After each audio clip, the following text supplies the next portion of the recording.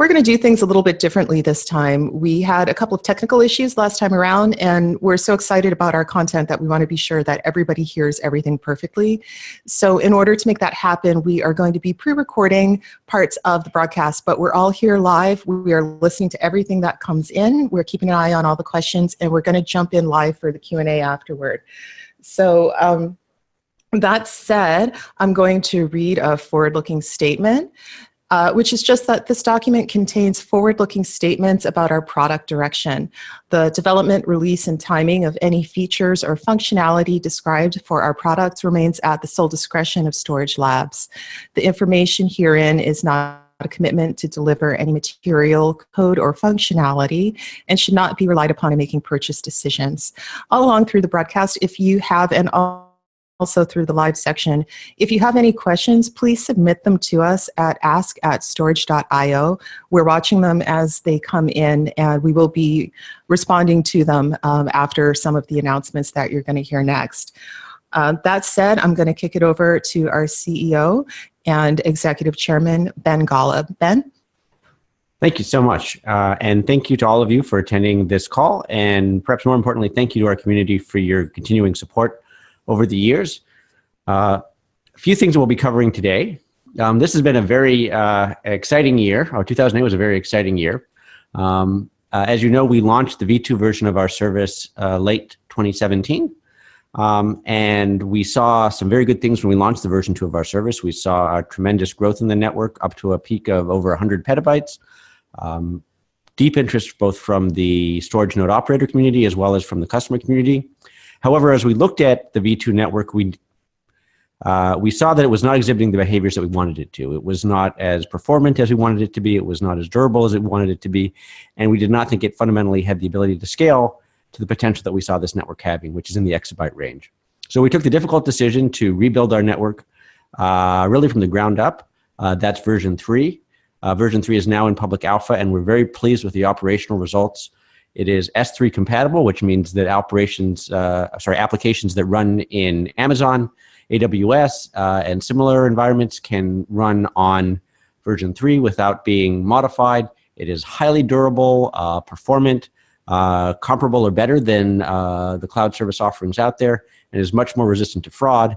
And perhaps more importantly, it's got fundamentally better economics for our users, for our farmers, and for storage itself, so that we can offer something that will be a fraction of the cost of what people are currently paying to the cloud service providers. At the same time, be able to compensate the people who are operating our nodes, the storage node operators, in an efficient way. We published our white paper, and in the course of doing this, we saw that the demand to go onto our network increased significantly over V2. So the kinds of companies that we're seeing have really given us a great deal of excitement. The open source partner program, which we launched last year, showed that there was tremendous interest from the open source community in driving users to us for a fair exchange of value. And we ended the year in a slightly better than planned on finances. So we, unlike a lot of the others in our industry, are in a very strong financial position. We have multiple years of runway in order to launch and build the service great. Obviously, we're going to be launching much more soon than that. And we are in we fixed a number of the issues that we had earlier last year in terms of storage node payouts. So we're now on a consistent, regular schedule, meeting our SLAs in terms of making the storage node payouts. And finally, we've ended the year with 38 great people, about 17 more than we started the year. Very excited about where we're going. Moving into 2019, a number of important things are on the horizon, which we'll be talking about in great detail. Perhaps the most important is the beta and launch of V3, and we'll be talking about that in great detail in a moment. Significant demand, as I mentioned, and we have customers waiting in the wings in order to start driving usage to the network. We'll be ramping our revenues in the second half of the year. And one of the things that we also have taken as a personal goal is to drive up and improve and be a leader in the area of communication and governance. So we think that as members of the not only the storage community, but also the crypto community, we want to set the bar very high in terms of transparency, communication, and governance. So we'll be talking about that in a bit. But if we can now, I'd like to give you a sense of what the topics will be for this town hall.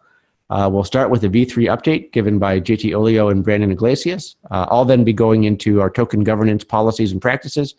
And finally, we'll end with Q&A with Sean Wilkinson, our founder, and John Gleason. So with that, I'd like to turn it over to Brandon and JT. Thank you, Dan. This is JT. So yeah, just before we talk about the status of V3, I wanted to give everyone a picture of how our development process and our development cycle was going. Overall, we are up and to the right. We have been growing as we're on our march to V3, starting with looking at our contributors. We're up to 30 unique contributors. If you're interested in contributing to our project, we have a number of great issues for you to take on our issues list on Storj, our GitHub repo. So please visit our GitHub repo. Storj V3 is 100% open source, and we'd love for you to join us. Yeah, the contributors that we've seen so far are fairly globally distributed. There's certainly areas of the country or areas of the globe that we'd like to see more contributors from, but our contributors have been wonderful. We have clear hotspots in the eastern United States and Eastern Europe. The code base has also been growing. The amount of commits that we've been having has been continuing. So as the foundation for V3 has been put into place, it's been easier to add more and more to V3 and add features. We've been adding more files. We've been adding more lines of code, and we've been making great code changes over time as we've developed this project. So overall, we've been, as you can tell in this slide, making refactors here and there, changing where code is and improving the overall structure so that we can continue to build this project in the best way possible. So with that, I wanted to turn the time over to Brandon to talk about the product roadmap. Hey. Thanks, JT.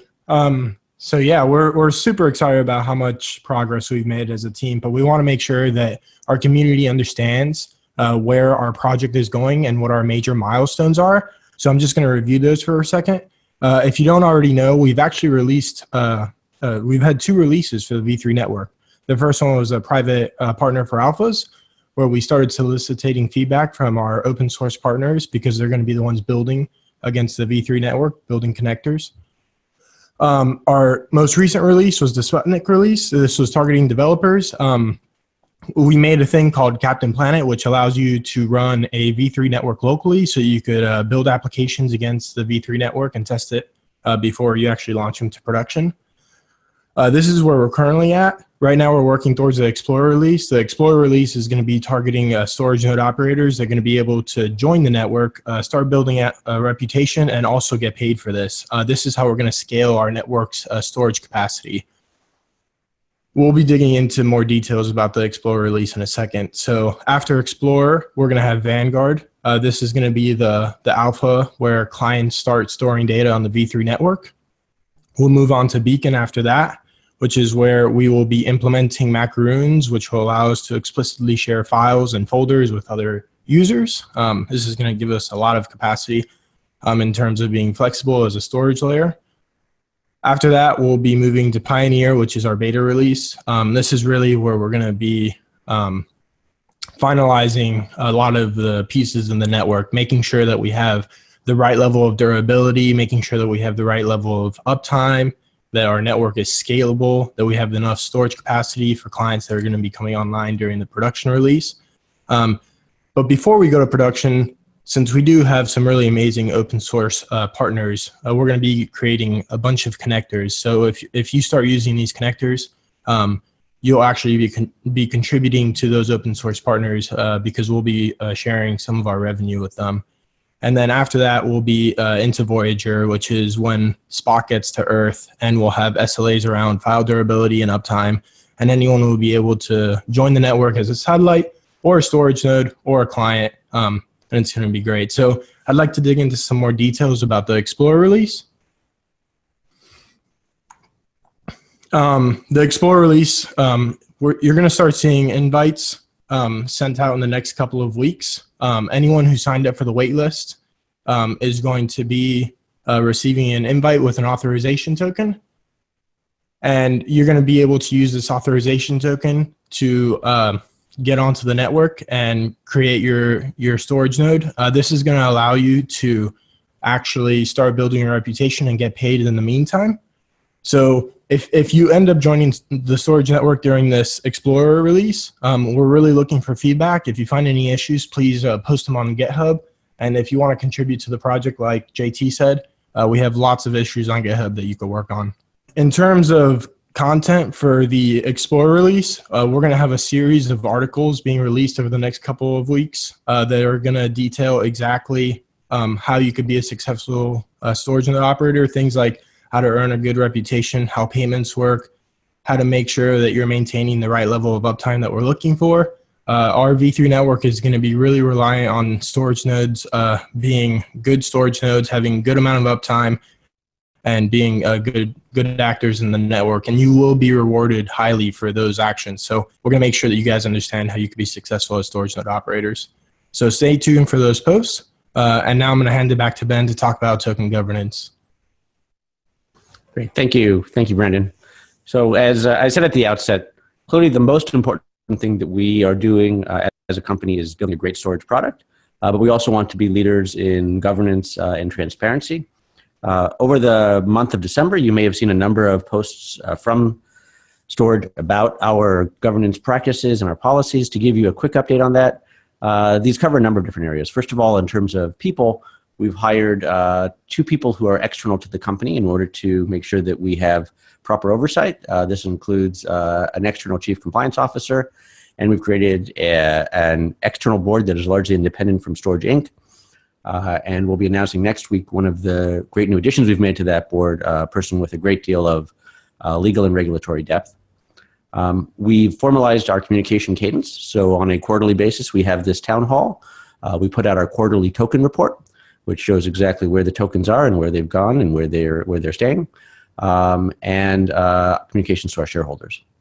We released information on our cryptographic controls. This details where our tokens are stored, which wallets they are in, gives you the ability to verify the amounts, and details the security practices and procedures that we take, which, as you might imagine, involves keeping the vast majority of all of our tokens offline in wallets which require multiple signatures in order to be operated.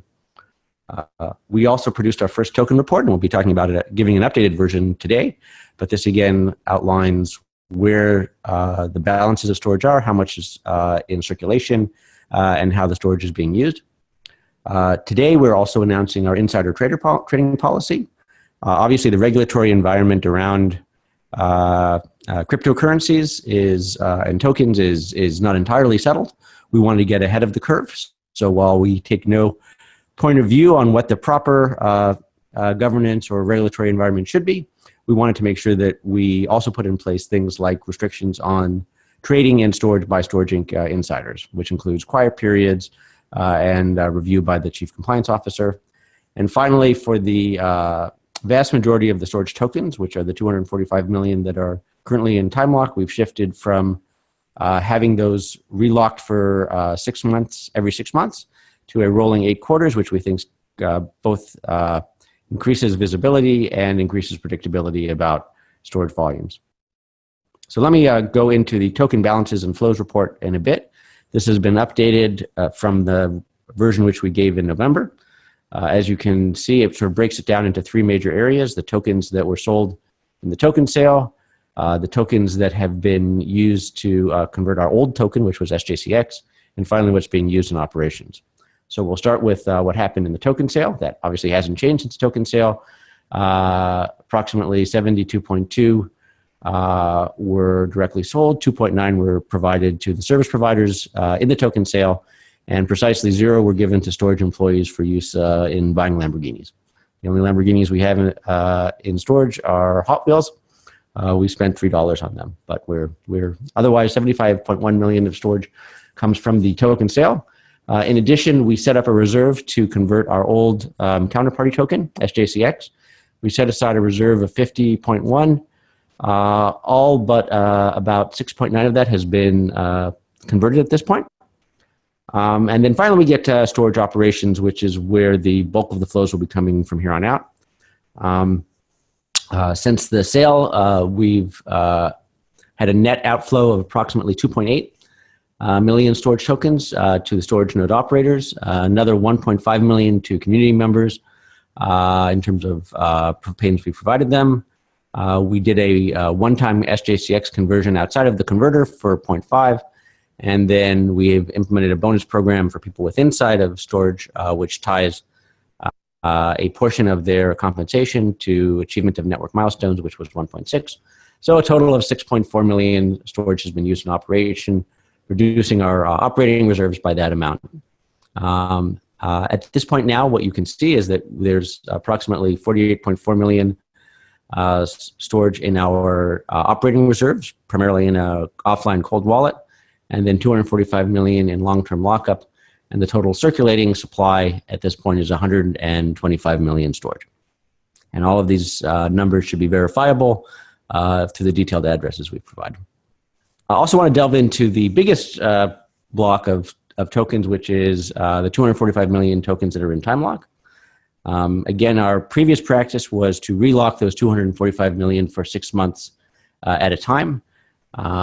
We, after getting feedback from our community, have changed that to a 8-month rolling time lock. So essentially what we've done is we've taken that 245 million and divided it into 8 tranches of 30.6 million each. And the first tranche has been cryptographically signed to expire at the end of this quarter, the next at the end of Q2, Q3, Q4, et cetera, stretching out over 2 years. In our normal practice, as a tranche becomes unlocked, we will relock it again for 2 years. And so you'll see the normal pattern, as illustrated on the right, is for a continual pattern of locking and relocking. And we have guaranteed that tranche 1, which becomes unlocked in Q2, unlocked at the end of this quarter, will be relocked until end of Q1 2021. Now, if we do decide that there's sufficient demand or need, if the network is growing really rapidly and we need to make sure that we have enough storage to pay storage node operators, for example, and it's grown past our operating reserves, we will provide plenty of advance notice. So in this example, if we decided that we needed an additional 15 million in the operational reserve in Q1 of 2020, we would announce that in Q3 of 19. And then as the Q4 tranche becomes unlocked, we would keep 15 million of that unlocked and then relock the remaining 15.6. And you can see the pattern that would go here. So we're excited about what's happened with tokens, but again, the main focus of everybody at Storj is on the product. We're very excited about what's coming out over the course of this year.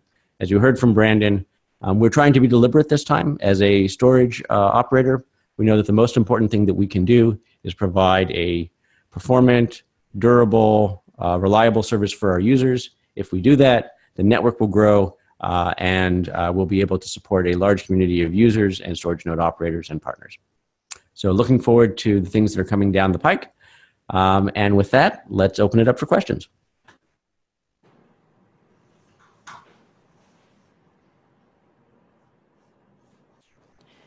And we're back live. So we have John Gleason here, our VP of Operations, along with the rest of the team. We've been collecting questions for the past few weeks and curating them. So we have some real thoughtful answers to those, and we're going to be going through them. But we also, during the presentation, have been keeping an eye on social media to collect real-time comments. So we'll take time at the end of the curated questions to address the live questions that people have been submitting. And while we're doing that, if you have further questions of your own, you can always contact us at ask@storj.io.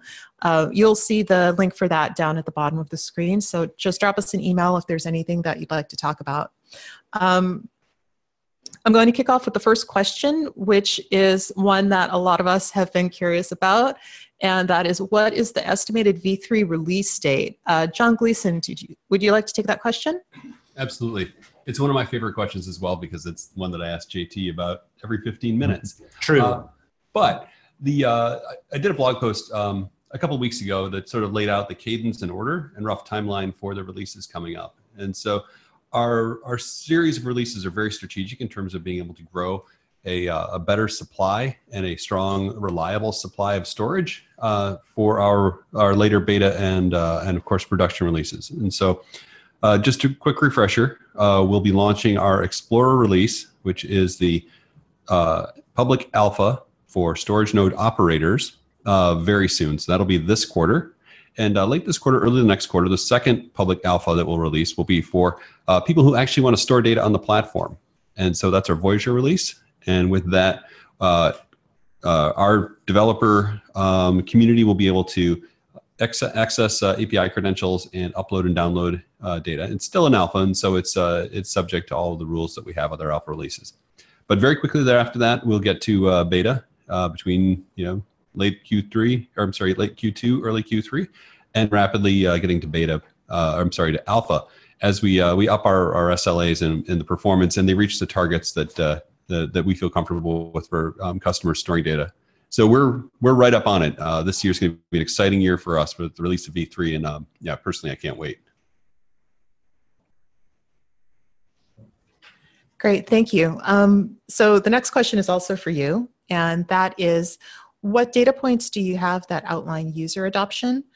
And is there a real-time dashboard to understand the size of the network and storage stats?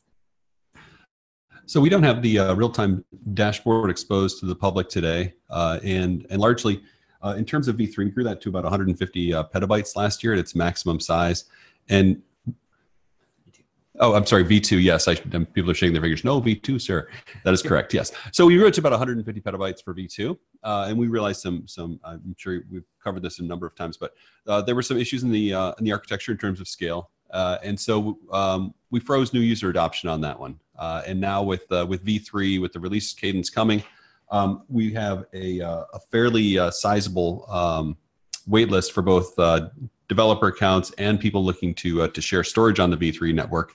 And we'll be working through both of those wait lists. First, the storage node operator wait list with the Explorer release, and then of course the developer wait list with the Vanguard release.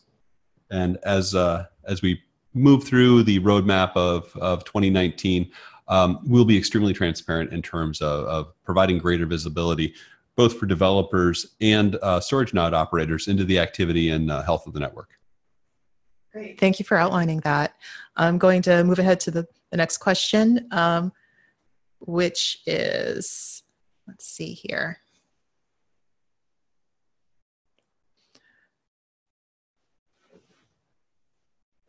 We're having sorry, my trackpad was stuck for a moment. I apologize for that. I want to move ahead to the third question, and that is, I was wondering if you could share the current network capacity and or some usage numbers. And then there was a follow-up question to that, which was whether you could share details about the current network size. So we don't publish the maximum size of the network in terms of sort of providing that as a useful statistic. But what I can say is with the V3 network, our primary goal is to get from the petabyte range up to the exabyte range over the course of a fairly decent run. But this year, our goal is to reach the capacity of 50 to 75 petabytes of storage node operators.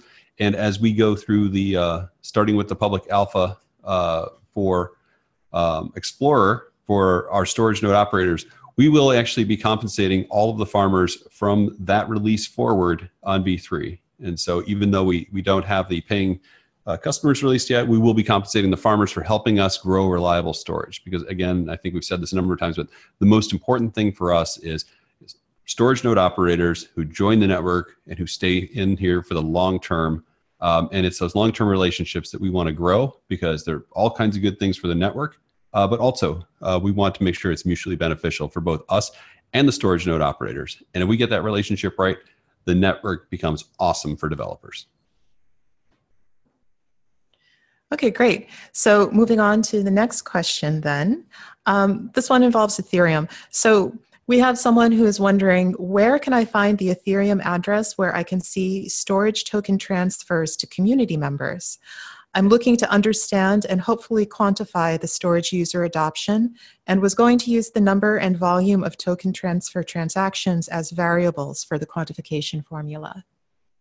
I can take that. So if you look at the token balances report, which I just described a few minutes ago, and which has also been published on our blog, you will see exactly the volume of the flows from inception until now, including breaking it out into the various categories, including volume of token transfers to storage node operators.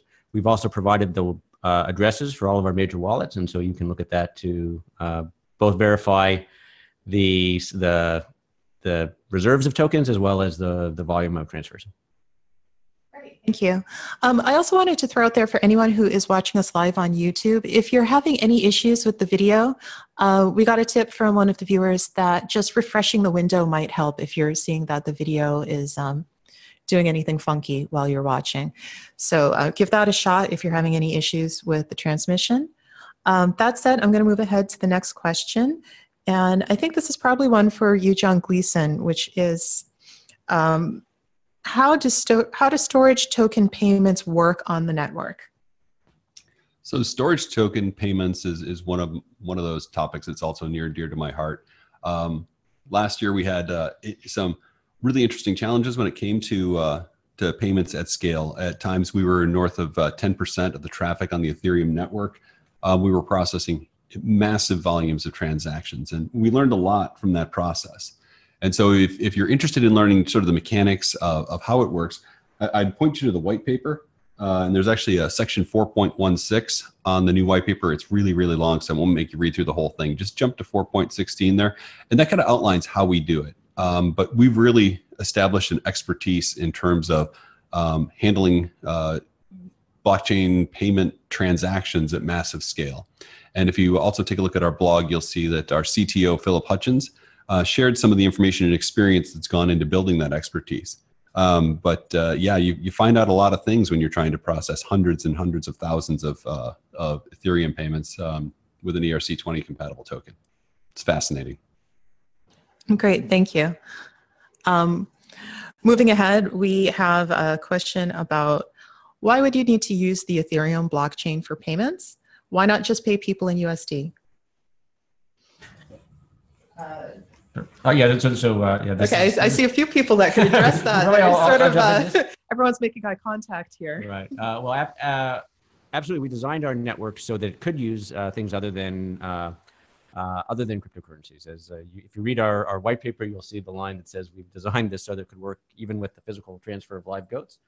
Obviously, that's a little inconvenient, as is the use of dollars. While the economic model works, with dollars or other fiat currencies, at the height of the V2 network, we had over 100,000 storage node operators in about 180 countries. Some of whom were getting large amounts, some were getting small amounts. We wanted to implement a program that would allow them all to be paid in an easy and efficient manner, and also move towards things like smart contracts so that not only our storage node operators get paid programmatically by the network, but also demand partners like open source partners. So that's the value of having this in Ethereum, and we're very excited about what the future holds. Thank you. You know what, I would like to add one quick thing. If you're also interested in a little bit, again, on the mechanics of that, please check out sections 3.9 or 4.16 on the white paper. We put a lot of work into that, especially JT and his team, and it's a fantastic document in terms of showing how a decentralized application can operate at scale. And of course, payments are a really important part of that. Thank you. Yeah, section 4.16 is the payment section of the white paper. So if you're searching by headings, you can just jump down that way. Let's move ahead to the next question. And this involves payments. So when do payments on the network trigger? And can anyone trigger a payment? This question has three parts. How do you allow someone to contribute to the network and be part of components that do the payments without having to rely on trust? And then, so in short, how do you protect the payment algorithm from malicious attackers joining the system? See a little bit of eye contact happening here, but I think JT is going to hop on first, yeah? Yeah, so just to dive in, first question, when do payments on the network trigger, and can anyone trigger a payment? Payments on the network trigger by default, that's actually something that we're currently, that's something that we're going through some iterations. For our alpha, it's going to be on a monthly schedule. So each month we'll have a payment period where at the end of the month, storage nodes will get paid by satellites. And so if you want to go read more about our peer classes in the network, I think that's section 4. in the white paper talks a lot more in detail about our peer classes, but satellites are what pay storage node operators. And they will initially be paying on a monthly schedule, but as we add support for Raiden and other micropayment systems, it will be much more immediate. We are expecting that storage node operators will be able to request specific satellites pay them, but that will be something that will be rate limited. Satellites won't be expected to be able to just pay anyone at any time. In terms of allowing someone to contribute to the network and be part of the components without having to rely on trust, ultimately the biggest compromise, the biggest trade-off that we made in designing the system, and again, we talk about this at length in the white paper, is that we are making some incredible performance gains by having some trust boundaries. We have a few areas where we do have a little bit of trust. One of those is that customers have to have a satellite that they trust. And so you can run your own satellite, and you can run, or you could choose a trusted third party's satellite to use. And that satellite is actually going to be responsible for doing payments. From that point forward, nothing is trusted. Storage nodes don't necessarily need to trust satellites. Satellites don't necessarily trust storage nodes. The interaction between those two components is one of building reputation. And so storage nodes limit their exposure to untrusted satellites, and satellites limit their exposure to untrusted storage nodes by only allowing each component to do a very little amount of work until it's been proven that they are reliable and responsible partners, and then they're able to scale up from there. So ultimately, to answer the question is, we are basically doing trust but verify in our network. There is a little bit of trust. It scales up in an appropriate way that's modeled after real world financial and economic and social relationships. So how do we protect the payment algorithm from attackers? Yeah, basically we have strong cryptography. We have strong models around economic incentives, and our incentive model makes it so that attackers are just disincentivized from a number of different behaviors that are common in other platforms. So by having a system that focuses on economic incentives, we're able to create a system where the vast majority of participants in the network are behaving correctly, and we only rely on a vast majority of participants working right. We don't actually require that all storage nodes work correctly. We have accounted for a certain amount of storage nodes behaving bizarrely, maliciously. And so that's kind of the design. Again, a lot more detail in the white paper. Thank you. Well, that's a pretty thorough synopsis, though. That really helps as a starting point. I think that one of the themes that's emerging throughout this is that people should really read the white paper if they possibly can. Let's go to the next question. This is, how do you allow someone to contribute to the network and be part of the components that do payments without having to rely on trust? You know what? This question sounds familiar. Let's move along to the question after that, which is, who's responsible for interacting with the smart contract?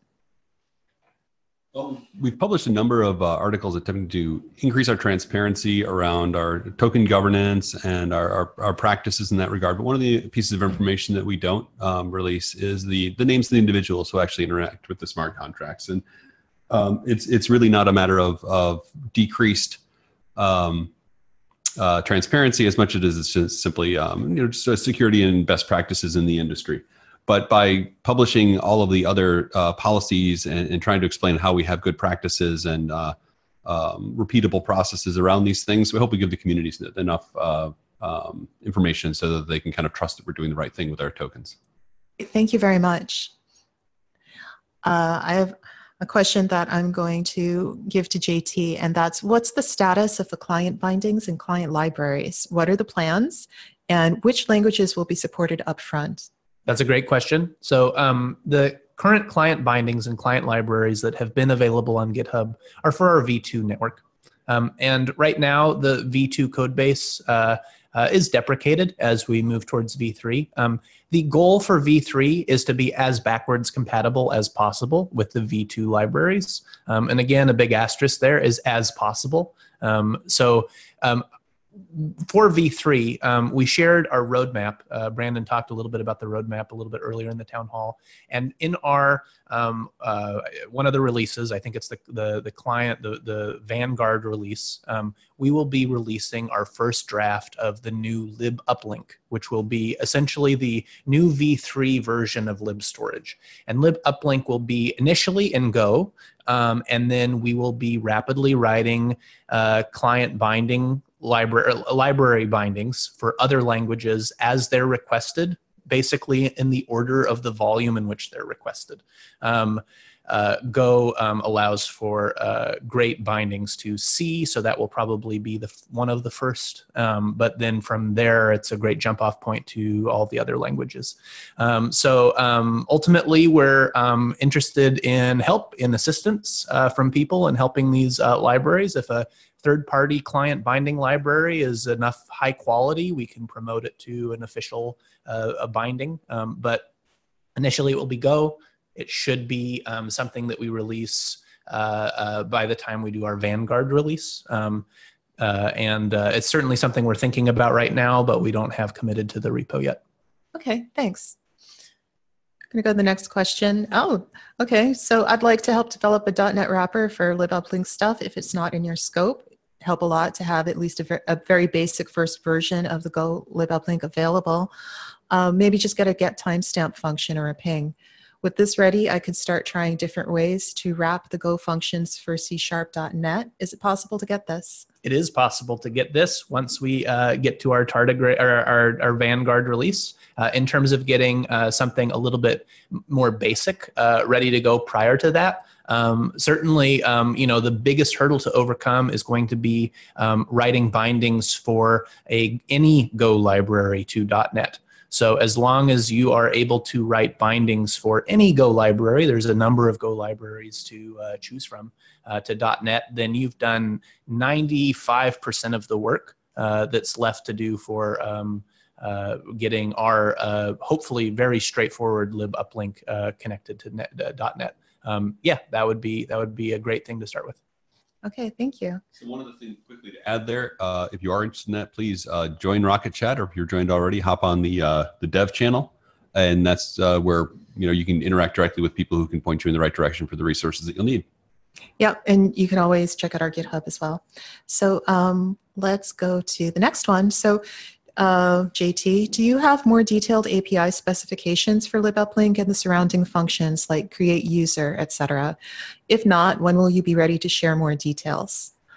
From a developer perspective, all we currently know is that the V3 network will be AWS compatible, which is great for upload and download stuff, but I would like to use storage for more than that. There won't be an API for creating users. User management, at least in our initial alpha through beta releases. Scripting, user management, and project management, and some of that stuff is stuff that we want to do, but probably won't be an initial target. Ultimately, the APIs we're hoping to provide assume that a user account has already been created and permission information and API keys have already been set up through our web interface. And once someone has an account, much like AWS S3 with their API key, access key and secret, then you'll be able to use essentially the equivalent of an access key and secret key to be able to upload and download files and manage buckets. Ultimately, again, the library bindings and more of that will be available for our Vanguard release. Yeah, it will be AWS compatible. And if you're hoping to do more than what S3 does, that's something that we can certainly talk about. But we're very focused specifically on the S3 feature set right now. Okay, great, thank you. And by the way, for people who are listening, people here were really excited about the quality of questions that came in this time around. And we wanted to just thank you for asking such really interesting and thoughtful questions. I'm going to go and move ahead to the next one. And this came from a person who says, my company is building a mobile application that will not connect to a centralized web server, with all user data being localized on the device. We would like to use storage to allow users to store some data so that they can then sync their data between multiple devices. In order to do this, there would need to be a REST API where our mobile application could create an account, store data with storage, and retrieve data with storage. Right now, it is unclear if we'll be able to use storage for those purposes. If there will be, we'd like to start writing code to integrate our application and test the V3 network. Great. So this is a great use case for the V3 network, actually. The major requirement, and going back to a little bit about what I said about the different peer classes, the satellites, the storage nodes, the uplinks. We have a version of the uplink that we already have in our GitHub repo called the gateway. Someone will need to run a gateway to provide a REST API. A gateway is a service that has endpoints that allows you to upload data, download data, create, modify, delete buckets.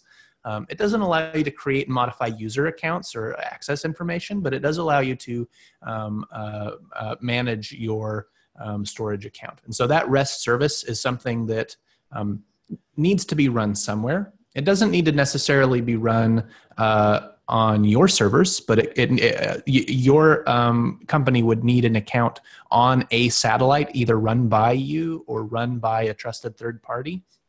If you have an account on a satellite, that gateway could run on a server run by you or a server run by a trusted third party or directly on your mobile phones. Probably the most easy thing to do for your mobile phones is actually to use libuplink.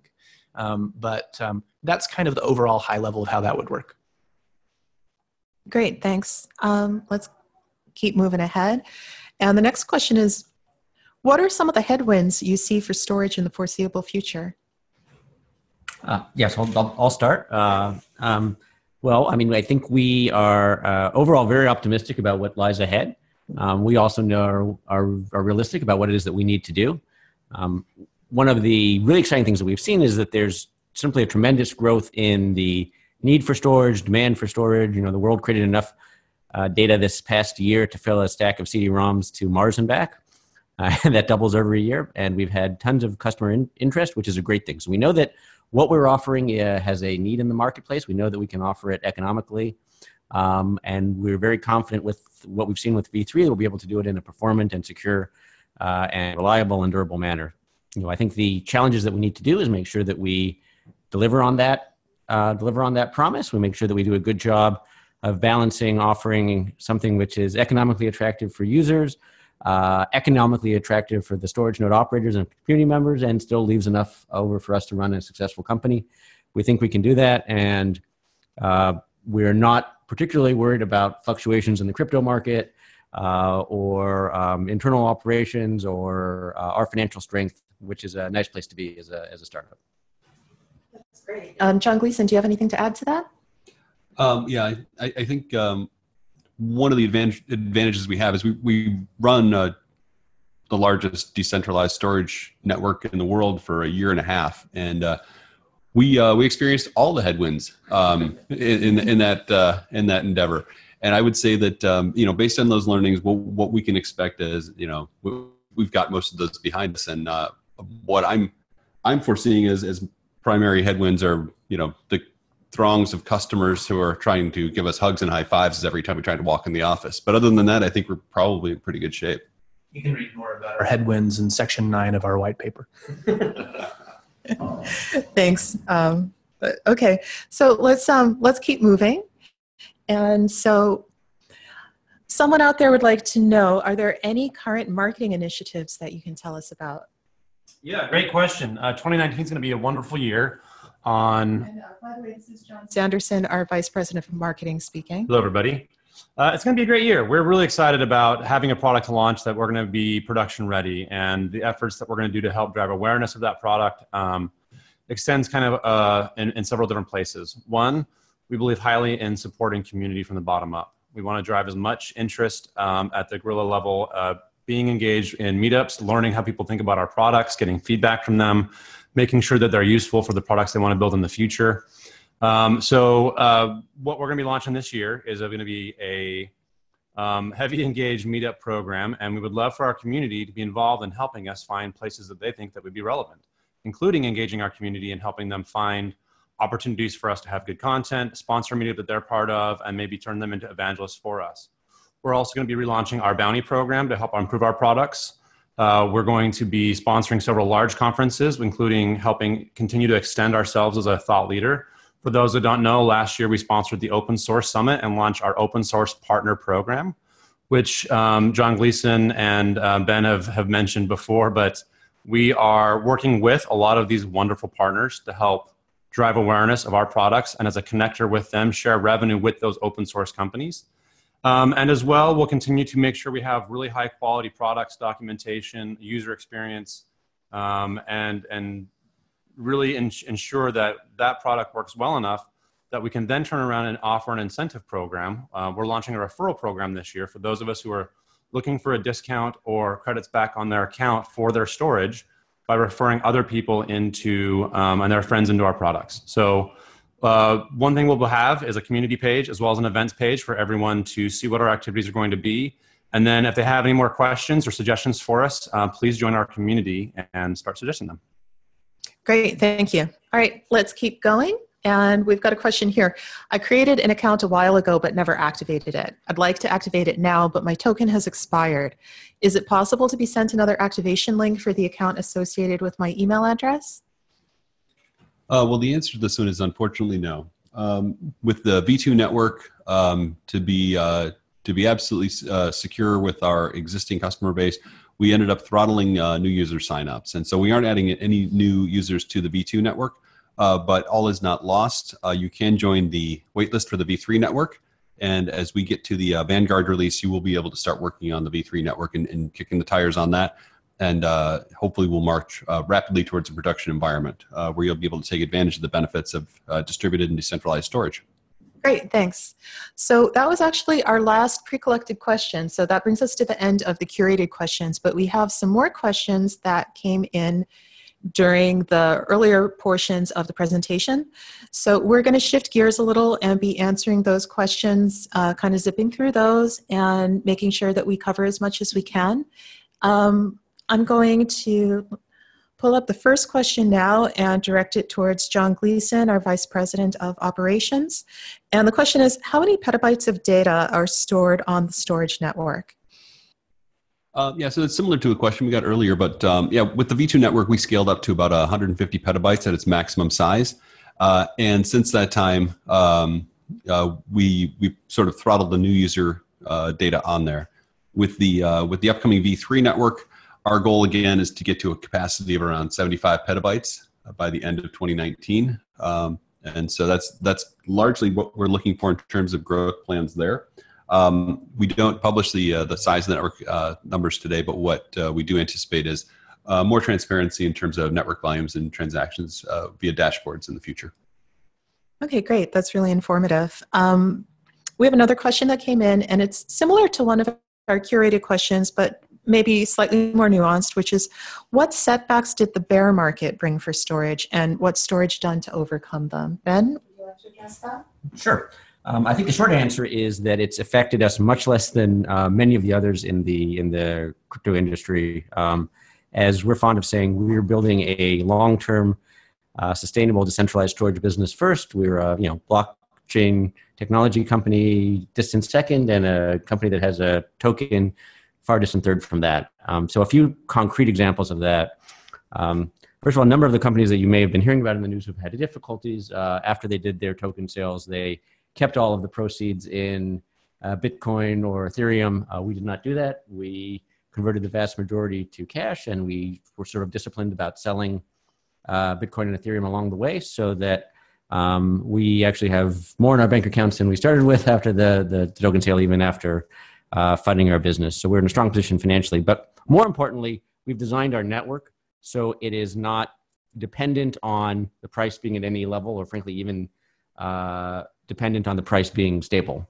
We quote prices to end users in dollars, and we tell the storage node operators what they'll be receiving per terabyte in dollars as well. So if you are operating a storage node, Some months, and you're storing a terabyte of data, some months you may receive more tokens from us that are worth less on the market. Some months you'll receive fewer tokens that are worth more. And that's sort of a natural built-in hedging. And you don't have to worry as a storage node operator really what the price of the tokens is doing from day to day. So we're very excited about the fact that we're really immune from this. Obviously, we would hope that the markets move up, but in the meantime, the things that we can control is launching a great service, and we think that over time, that's what really adds value to our token. Thanks for those insights. I have a question for JT, our Vice President of Engineering, and that is, I saw your blog about replication versus erasure codes on Hacker News today. Okay. Great, thank you. You're welcome. Doesn't erasure codes generate substantially more metadata than replication? Erasure codes do generate more metadata than replication. In particular, you have to keep track of where all of the pieces went. And so when we're talking about nodes, a node ID is about, we're doing hashes of, we're doing SHA-256 hashes like Bitcoin does. And so a SHA-256 hash is 32 bytes. Our Reed-Solomon numbers that we're looking at right now, I think, are something around 2985. Any 29 pieces out of 85 pieces will recover the original file. We're still toying with those numbers, but if we went with those, if we went with 85, that means that we have 85 nodes we have to keep track of. So that's 85 bytes, or 85 times 32 bytes.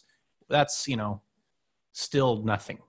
So in terms of the metadata overhead that we have to keep track of, we're talking about very little per object that we have to keep track of. It is true that if we were doing replication, if we were doing like, you know, 16-way replication or something like that to achieve the same type of durability goals, we would store less metadata. But either way, whether or not we do replication or erasure codes in terms of metadata, the major goal for our network is to make sure that we are amortizing the metadata by having our customers store larger files in the network than smaller files. The Storj v3 network is optimized for larger files for a number of reasons. In our white paper, believe it or not, we talk about how we're designing a system for files that are at least 4 megabytes and larger. You can store smaller files, you just might not get as financially viable of an experience with less than 4 megabyte files. And so because of that, when we're talking about 4 megabytes of data, maybe 20 more copies of 32 bytes each is just not that big of a deal. And so this trade-off allows us, when you say, does it create more metadata to do erasure codes than replication? The answer is yes. Does it create significantly more metadata? The answer is no. Okay, great. Thank you. John Gleason, I have a question. Have there been any payments recently in the past few months? Yeah, we continue to make our payments in the V2 network, and I'm happy to say that over the last 3 or 4 months, we've hit all of the SLAs that we published in the summertime town hall, where we said we'd get our payments announced in the first week of the month and all payments completed in the second and third weeks of the month. And we're really proud of the progress we made there. And again, see the blog post on our expertise in doing payments at scale. But if you're curious about those payments to your node, you can, of course, go to the Payouts app at payouts.storj.io, put in your node ID, and you can see your complete payment history. Great, thank you. Next question, will nodes who have been online in the current network be made a part of the new V3 testnet? That's a great question. For the most part, the nodes that are part of V2, since this is a complete restart of the network, what we're doing is we're giving people priority in the wait list based on a number of different factors. But one of the things in the wait list is that we're considering reputation as much as possible from V2, where V2 is unlikely to lead us, where the V2 reputation was unlikely to have been abused. And so people who have been good partners with us may be receiving invitations sooner. But what we're doing with our V3 network is the V3 network, this launch that's coming up, the Explorer release. Once you're into that, once as a storage node operator, you get your waitlist authorization token, you join your storage node. The point of that release is to allow you to start to build reputation from ground zero so that by the time we're in the beta and production, you have a history of reputation. So your reputation will persist once you've joined our network, once you've joined our V3 network going forward. Great, thank you. We have someone who's wondering if someone can just repeat something about the start date, when V3 will start. And that leads into a question around when it will be possible to start sharing a capacity, and how much can you earn uploading 1 terabyte capacity on the cloud in a month. So it seems like they're asking for a possible scenario if all capacity is used. Yeah, so one of the things we've got coming out over the course of the next couple of weeks here is a series of additional blog posts on the success metrics for storage node operators. And among the things that will be coming out are a complete rundown of reputation and node selection criteria, but also the economics of running a storage node. This is something that's sort of been a popular community request since the early days of V2, and it's something we've been reluctant to do because it's very difficult to predict how much money a node will make because there's so many variables in place. But over time, just because of the popularity of that question, we've gone ahead and done the work and the math to make it such that if you put in the parameters that you have about the storage node and the hardware that it's going to run on and the network environment that you have and the amount of bandwidth you have available, we can kind of give you a range of, based on the kind of use cases we're seeing, about what you could earn as a storage node operator. And we're really encouraging everybody, or we will be rather when we publish our blog posts, to go and run the calculator and say, is it worth it? Because one of the things that we'll see is that not all nodes are created equal, and some people have high bandwidth homes with decent NAS that they can run the software on, or maybe they've got a Raspberry Pi and some drives sitting around. Whatever it is, we've designed the calculator to be able to give you an approximation of what you can do. And if that looks attractive to you, please join the network and then stay on the network. Be a long-term partner with us and earn some storage. That's really what we want to drive towards here. And if it doesn't look interesting to you, no worries, right? You can always buy one of the apps where people are developing and store some data on storage and still participate in the network that way. To answer the question about the date specifically, just reiterating where we are with our roadmap. Earlier in this town hall, we shared a slide of the roadmap, which we'll also be publishing a version on our website. But just to reiterate, we are shooting to have, there's no specific date for V3 launch because there are multiple milestones. Our V3 production launch will be this year. That will be a couple months, maybe 2 or so after our beta launch, which we're shooting to have this year, certainly by early Q3, I think is when the slide says. Our hope is that we can beat these estimates, but obviously software estimation is a challenging process. And so that's partially why we don't have, we're not saying something like July 1st. We're more interested in shipping a high quality product than a low quality product early. So we will ship it when we ship it, but our estimate is that the beta will be Q3. The storage node operator release is our very next release. That's coming up soon. It's something we've been all working on as a team this week, certainly, and all the previous weeks. And then the major release after that is our Vanguard release, which I talked about, which is the client alpha where people will actually begin to be able to start storing data on the network. Yeah, one thing is that the context of the question was definitely around storing data on the network. And the important thing to realize is that when you join the public alpha for storage node operators, the very next release, Explorer, you'll start building your reputation then and there. And that reputation will be the reputation you build and carry with you all the way through to the production network. So we expect the people who join us in the alpha will continue to update the software as we progress through the alphas to beta and all the way to production. So again, you'll read about it in the blog posts that are coming out, but it's very important that if you really want to do this for the long haul, get in early and start building that reputation, because reputation is really a significant portion of what you can earn on the network. Okay. So will V3 be easier to use for casual users who just have a few terabytes to spare than V2 was? Yes. John, would you like to talk about some of our partner experiences? Which ones are you thinking of specifically? Just the ones that took 15 minutes to integrate.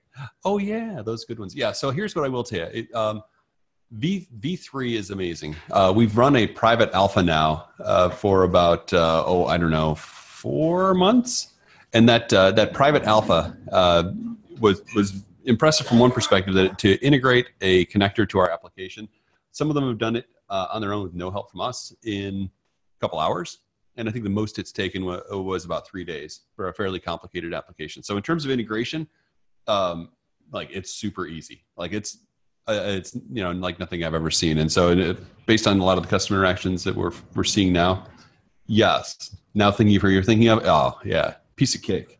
Yeah, we've had, I mean, the most of the feedback we've gotten from people who have tried to run our current developer alpha has been along the lines of, wait, that's it? That's all I had to do to get this running? I only had to change a few config files of my existing program. I didn't even have to make code changes, which you did have to do with V2 to drop this replacement in and have it working. So so far, we currently have landed on an easier user experience than I think other products in this decentralized space have landed on. It's very easy to set up and run, but user experience continues to be a goal for us, having a really high quality, best in class user experience. So we'll continue to try and make it even easier than it already is. Okay, so that's ease of use and onboarding. Let's talk about capacity. Is it possible to rent the entire computer? Let's assume 12 terabytes of capacity. So it's definitely possible to rent a computer and to give us 12 terabytes of capacity.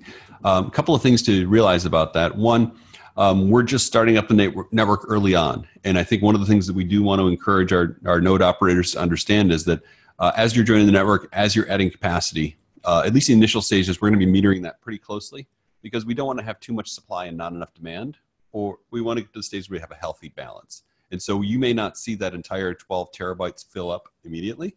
It may take time. One other factor that's going to sort of really govern just how much advantage you can take of that 12 terabytes is the bandwidth you have available. And so the bandwidth in your pipeline, if you've got a 10 megabit connection, a 30 megabit connection, or if you've got gigabit fiber to your house, those are really material in terms of how much data you store because you have a finite amount of bandwidth. And if you have bandwidth caps, it's even smaller. But that really dictates how much data can actually come in a given period of time, which will mean that your hard drive will probably fill up, kind of slowly at first over a few months, because you still have to reserve enough bandwidth for egress, ingress, repair bandwidth traffic, and things like that. So yeah, it's a great idea. And certainly for the long haul, making that capacity available is a good thing. And really what we do want is, it's a healthy size for a node, right? That's right in the sweet spot. And we want lots and lots and lots of nodes of that size. Not too many teeny tiny 100 megabit nodes. Those aren't super helpful. And gigantic, 1 petabyte nodes are equally unhelpful because what we have to do is really spread that load around and make sure that the pieces of files are on statistically uncorrelated nodes so that the loss of a single node doesn't impact the loss of a complete file. And so I think, that's what you're seeing. Other things you want to add, JT? Yeah, V3 just doesn't have any size limitation. So if in other networks, V2, if you wanted to run more nodes, I think that ended up being something that you would do to manage more hard drives. For V3, you just run the amount of nodes that make sense for your hardware. As it should be. I see 2 questions here that both seem to touch on things that we've spoken about. So I'll put them together, and then if either of you have anything to add to the responses that we've made in those areas previously, this would be a good time to expand on them. So the first one is when APIs such as Java and Node.js will be available against V3. And then the second one is when can we set up a private network for corporate, and is there any guide available? Great. So the first question just goes back to the discussion about our Vanguard release. When we have bindings for any language at all, will be in the Vanguard release, and then we'll be making language-specific bindings as they're demanded, as they're requested from that point forward. I think Java is an obvious high-priority language target, but I'm not sure exactly how soon after Vanguard that will be done. In terms of on-premise solutions, running storage on-premise, we're currently targeting our decentralized network as our primary use case, but all of the code is there. You should be able to go to our GitHub and run our SDK. We have some documentation on our internet, on our wiki about how to run the local network, and you should be able to have storage nodes join that local network. There isn't really a tutorial yet. That hasn't been a high priority for us, but the functionality should already be there. Okay, thanks. Okay, we're shifting gears again here, and we have a question around how do you handle people storing illegal content? For example, child porn. Well, unfortunately, there are horrible people in the world, and with cloud storage, we're really no more or no less insulated than any other cloud provider from that sort of thing, particularly given that while we have client-side encryption by default, it's certainly a reality that client-side encryption can be applied to any storage utility.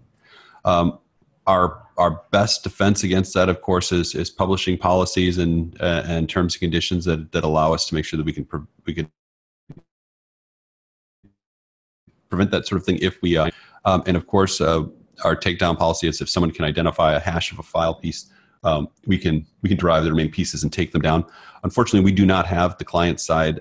We don't have the client's encryption key, and so all of the data, all the metadata associated with files is a complete black box to us by design. But it does create the possibility for exploitation by horrible people.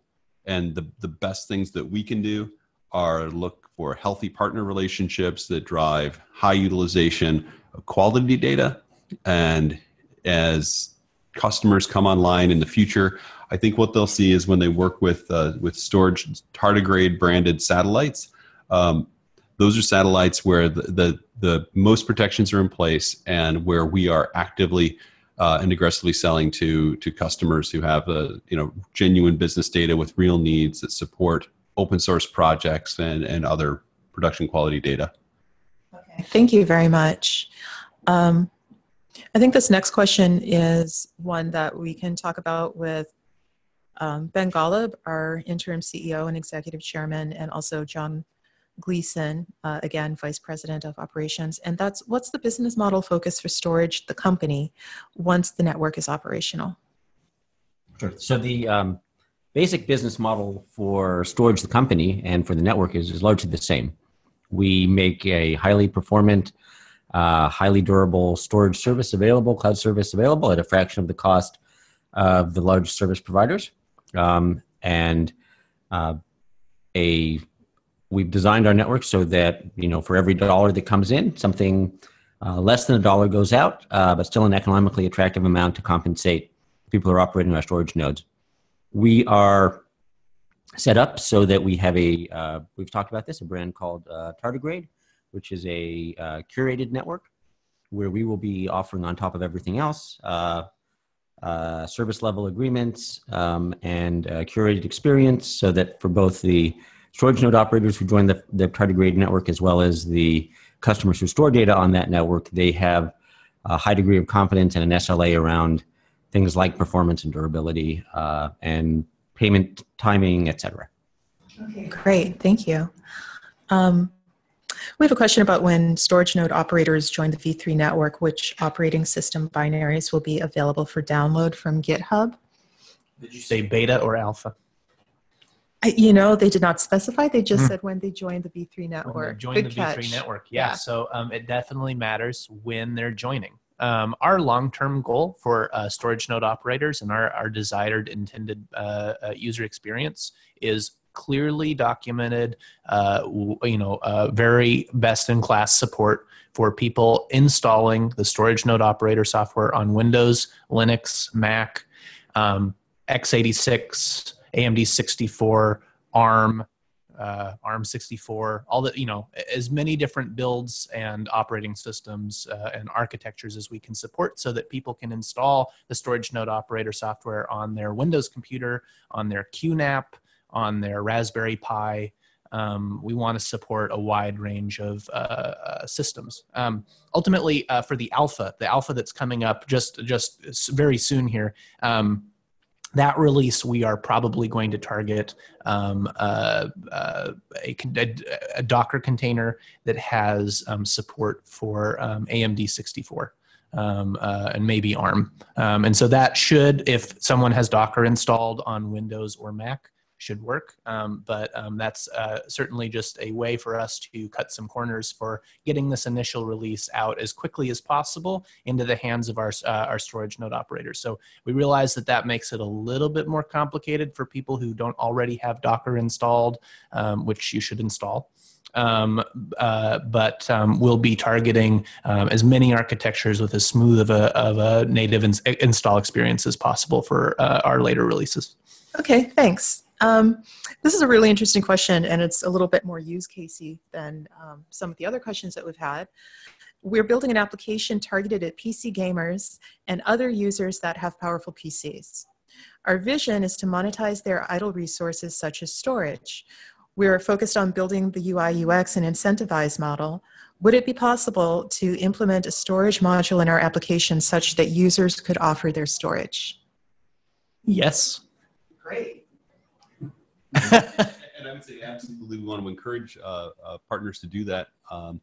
And if that's the business model, and certainly go to our partner page and fill out the form and sort of hand raise, because those are the types of relationships both on the demand side and the supply side that will really help accelerate the growth of the network and provide a really high quality user experience, particularly in terms of surfacing suppliers of storage space who want to hang out for the long term of the network and have good performant devices, great internet connections, and an intent to stay for the long haul.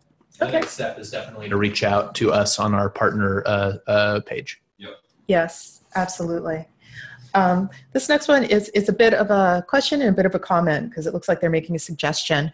So I was able to communicate to S3 Gateway using AWS SDK S3 client library from Java. Is this what we would need to expose operations through REST API? I'd like to see a blog on how to do file operations using REST API. I heard that you need to set up an account at Satellite and run some API server. Could you please elaborate more and publish an article on the blog? Yeah, so that's a great question. I would say for now, there are basically two answers. The first one is we do have a wiki page about how to run the gateway. So that's the first step. The gateway provides an S3 compatible set of endpoints.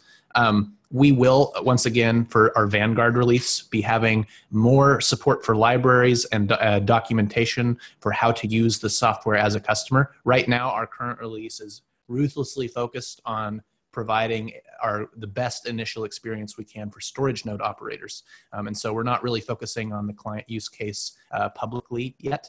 But if you want good documentation about how to use something that uses an S3 compatible API, there are a number of blog posts that we would be happy to link to from other providers about how to work with the S3 API for uploading and downloading data through their REST API, through their AWS Java SDK. There's a number of different ways to get data in and out of something that works like S3. Ultimately, probably the best documentation can be found with our partner Minio, which has, they're actually the provider that provides the S3 compatibility layer for us. And so their documentation and their tutorials of how to use a Minio like service should get you pretty far. Okay, great. We're coming up to the last couple of questions now. We have, let's see, I think we have just 2 questions left. This next one, it's kind of juicy though. Okay, so how do you qualify people who would like to be a storage operator? When using an S3 compatible connector to the gateway, will the distribution of files be based on geographic location so that retrieval and upload will be faster? For corporate customers, do we have the option to set up a private or on-prem storage for them? And I can repeat that because I know that was, like I said, it's a little bit juicy. Let's unpack. Let's go one at a time. You do the first one. Okay, so okay, that was one question. All right. So how do we qualify people who want to be a storage node operator is the first one. And so the upcoming blogs that we have between now and the Vanguard release should make it really abundantly clear what our expectations are and what the rules are, what the economics are, everything you need to know in terms of how you get to join the network. Mechanically, there's, of course, you download the software, you run it on the appropriate machine, you have available storage space and bandwidth, there's proof of work to get on the network, and then immediately you start earning reputation. And it's really all about being in it for the long haul. So in terms of being qualified, you're being qualified the entire time you're a storage node operator. Month 1, month 2, month 3, on for the years that you'll stay with the network, we hope. But honestly, it's an ongoing process, and when you see the blog posting, you see the calculator for evaluating whether your particular scenario is economically rewarding sufficiently for you to join the network. I think everything you need should be available to help make those assessments and understand what it means to be a storage node operator. What was the second one? I can repeat it for you. Thank you. Sure. When using an S3 compatible connector to the gateway, will the distribution of files be based on geographical location so that retrieval and upload will be faster? That's a great question. So initially, no. Initially, data will be stored randomly. And ultimately, we will be adding a lot of user controllable features for a number of different reasons: compliance, geographic redundancy, a number of different factors will be chosen. But at least initially, we're doing the simple things so that we can get the product out the door. Ultimately, it turns out that that ends up still being a good choice, because since we're doing erasure coding, we're able to return data as soon as we have the fastest peers respond. And so even with a random selection choice, we still actually get an incredible benefit from the concurrency and parallelism of our network, where you end up getting responses from the fastest nodes, which the fastest nodes may not be geographically close to you.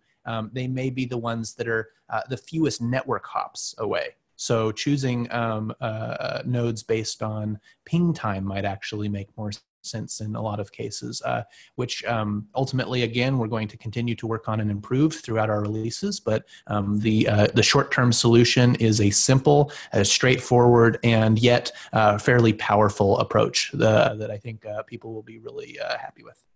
Great. Okay. And then the other part to that was for corporate customers. Do we have the option to set up a private or an on-prem storage for them?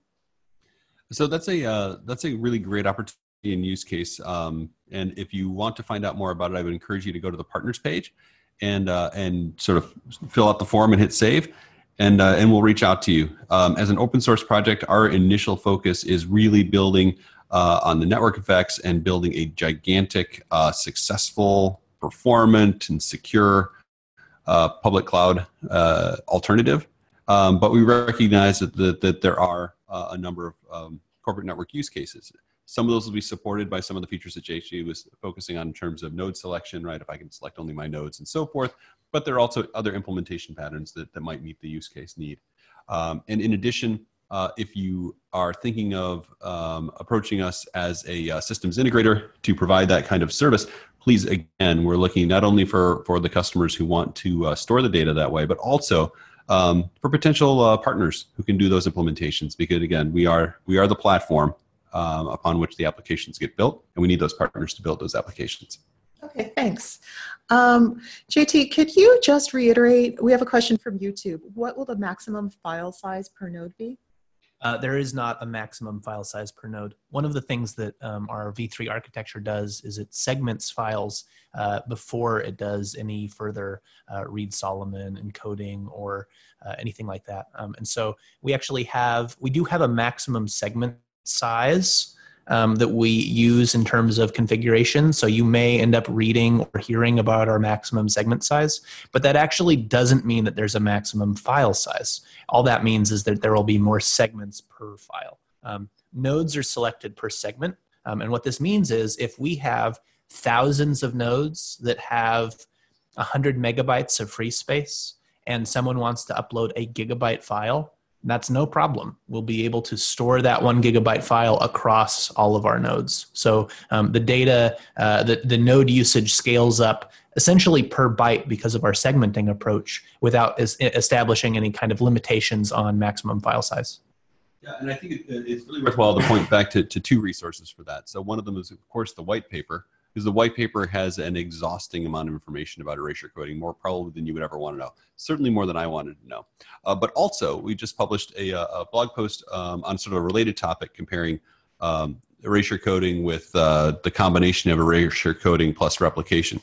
One of the interesting parts of that blog post is it actually walks through the kind of the lifestyle, not really the lifestyle, but the life cycle of a file. A large file is it's gone and moved into the network. And you can kind of see the level of complexity involved, but also, as JT is talking about in terms of the segment size, that whole relationship is really described in fairly good detail with a specific example. Okay, great. Yeah, but someone else had wondered if nodes would still be limited to 8 terabytes, but I feel like, Nope. we addressed that. Yeah, Yeah. that's fantastic. Well, that was our final question. So I just wanted to, as we wrap up, I just wanted to, first off, just remind you of who you're listening to. So we had JT Olio, who is our Vice President of Engineering.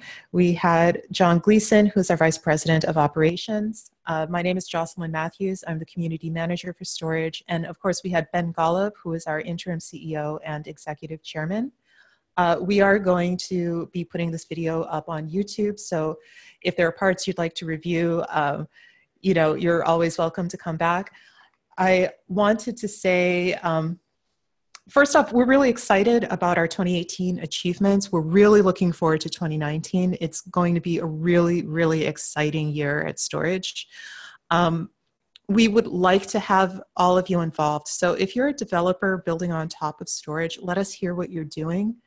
If you've made it to the end of this presentation, I feel like it's safe to assume you're probably passionate about the community and the product. And maybe if you'd like to increase that activity, get in touch with us. Get onto our community.storj.io is our discussions area. We're always looking for community leads. So if that's something that you're interested in pursuing, please reach out to us. And finally, we're always looking for contributions to our code base. So please be sure to check out our GitHub. It's a great resource, and it's a great way to begin getting involved with Storj on all different levels. So just a final thank you to everybody who tuned in. And please, if you have more questions or you'd like to follow up, you can still contact us. The email is ask@storj.io. Thank you very much. See you next time.